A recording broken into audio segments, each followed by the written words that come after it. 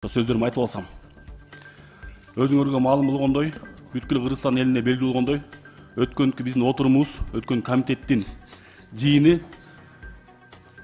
пикир келиштештен келип чыккан талаш тартыш ар кандай соц тармактарга таркалып, ал жерде ар кандай элдерде пикирлер жаратты. Тактап айтсам, Бакасов Улан кагаздан карап окуп, Адахан Кимсанбаевди урушту деп.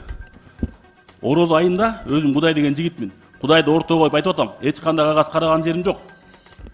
Буга эң биринчи Кудай таалам күбө, Алла таалам күбө, экинчи ушу жанында отурган депутаттар күбө. Депутаттар туура айтамбы? Кагаз карап окудумбу? Карасаңыздар, кагаз астыбызда күн тартиби.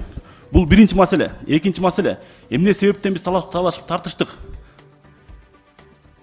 Айтып отко, эгер жамандык көрсөң, колуң менен токтот. Колуң менен токтото албасаң, тилиң менен токтот. Тилиң менен токтото албасаң, жүрөгүң менен жаман көрүп кой деп. Жүрөгүң менен жаман көрүп коюш бул имандын төмөнкү даражасы деп. Туура айтамбы, Нуржигит Кадырбекович? Ушундай насаат бар. Мындай, мен жамандык көрдүм. Колум менен токтото албадым. Биз маданияттуубуз. Тилим менен токтоттум. Тактап айтайын. Өткөн жумада Баткен элине 50 миллион доллар, 25 миллион доллар кредит, 25 миллион доллар грант, жардам бөлүнмөк. Бардык депутаттар колдодук. Бир гана Аристин аткарышына каршы чыктык. Аристинден башка эч ким аткара албаганына көзүбүз жетип, биз баардыгын колдоп бердик. Бир гана бул жерден Адахан Кимсанбаевич каршы чыкты ошол проектке. Бул проект эмнени Баткен жерин алып келмек? Баткен жеринде көптөгөн мектептер курулмак, көптөгөн бала бакчалар курулмак, көптөгөн соц объекттер курулмак. Жакшылыкка бут тосп ойлоп колдоп бердик. Адахан Кимсанбаевич өзү каршы болгон аз келгенсип, бизди да үгүттөп, бизге ар кандай сөздөр айткандан биз ушундай каршы пикирге болду, талаш тартыштык. Бул экинчи маселе. Үчүнчү маселе.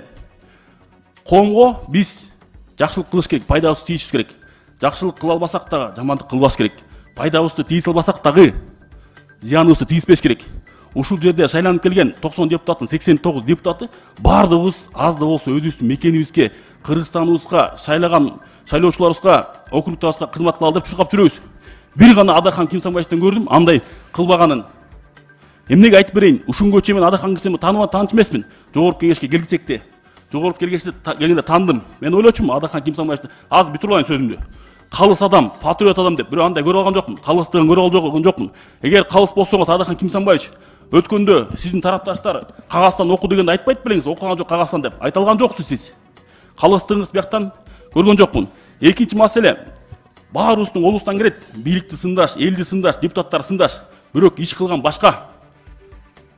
Канча деген Кыргызстаныбызга жакшылыкта келип атса, ошого бут тоскон кишиге кантип мен патриот деп айтам, кантип мен калыс сөзүмдү айта алам. Бул ошондой. Сөзүм акырында айтайын дегем, урматтуу кыргызстандыктар, анын ичинен урматтуу Адахан Кимсанбаевдин тарапташтары, колдоочулар. Сиздер өзүңүздөр байкасаңыздар, кандай мыйзамга каршы болуп жатасыңар. Адахан Кимсанбаевди колдоңуздар. Бирок ошо Адахан Кимсанбаевич ошо Кыргызстандын жакшылыгына бут тоскон жокпу? Ошону байкасаңыздар деп айтып кетмекчимин. Сөзүмдүн акырында мен эч кандай кагаз карап окубайм. Өзүмдүн оюмду сүйлөгөнгө сүйлөй алам. Кээ бирлерди болуп чечен эмесмин, бирок өзүмдүн мен позицияма туруктумун. Туруктуу позициям бар. Адахан Кимсанбаевич, сизге айтып кетерим. Өзүңүз айткансыз, эч кимге комментарий бербейбиз деп. Бирок комментарий бердиңиз. Мындан кийин бизге комментарий бергениңизди токтотуңуз. Жана акылы өткөнгүздү токтотуңуз. Билесиз, мен сизди эмнеге сыйлап барымды айткам комитеттин отурушунда. Эми мындан кийин комментарий берсеңиз, бир нерсе айтсаңыз, ошону элге жарыялап берем, эмнеге сыйлап барганыңызды. Эл да сизди сыйлабай калат. Рахмат, чоң рахмат.